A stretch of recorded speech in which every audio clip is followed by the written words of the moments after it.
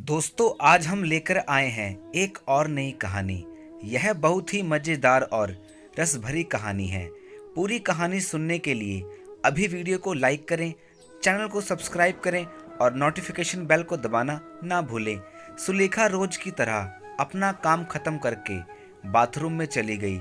नहाते समय उसकी नज़र दरवाजे पर पड़ी तो उसको ऐसा लगा जैसे कि उसे नहाते समय कोई देख रहा हो। सुलेखा अपने जेठ और जेठानी के साथ रहती थी।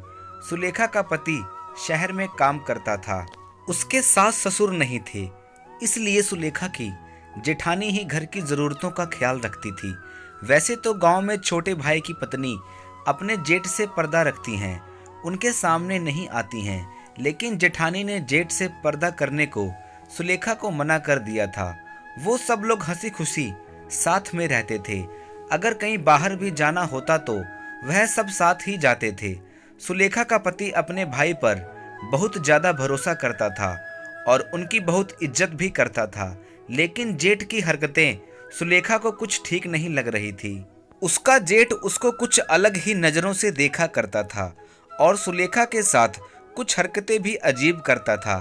सुलेखा अपने जेठ के पैर छूती तो वह गलत नियत से पीठ पर हाथ रख कर आशीर्वाद देता था।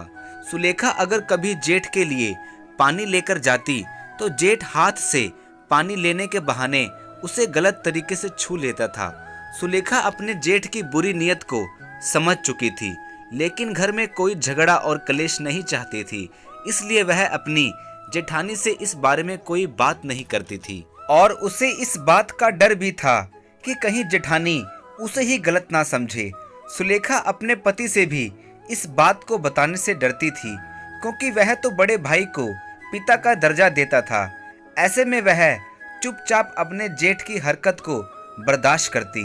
बाथरूम के दरवाजे की कुंडी बाहर से टूट गई थी और अंदर से भी उसकी कुंडी बेकार हो चुकी थी, इसलिए बाथरूम का दरवाजा सटाकर ही सुलेखा को नहाना पड़ता था।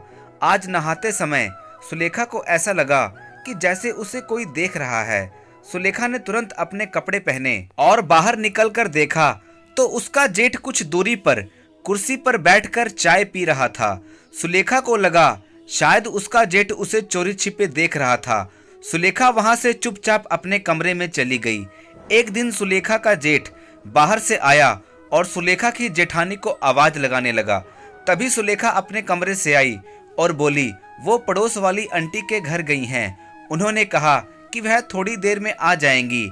अगर आपको किसी चीज की जरूरत हो तो मुझे बता दो। जेठ ने जैसे ही सुना कि उसकी पत्नी घर पर नहीं है तो वो सुलेखा के बारे में गंदे गंदे ख्याल लाने लगा।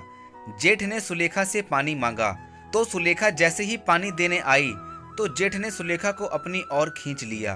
वह बोली आप भी क्या कर रहे हैं? जेठ बोला चुप रहो, जैसा मैं कहता हूँ वैसा करो, नहीं तो तुम्हारा इस घर में ठिकाना नहीं लगेगा।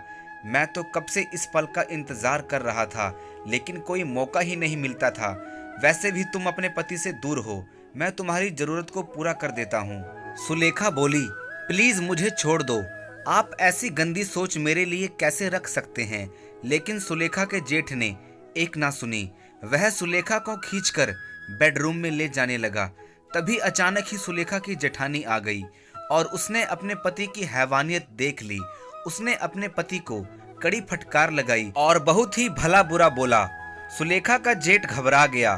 वह अपनी पत्नी और सुलेखा से माफी मांगने लगा। दोस्तों, क्या राधा को चुप रहना चाहिए था या अपने जेठ के खिलाफ आवाज उठानी चाहिए थी? कमेंट करके जरूर बताइए। दोस्तों, कहानी अच्छी लगी हो तो शेयर करें।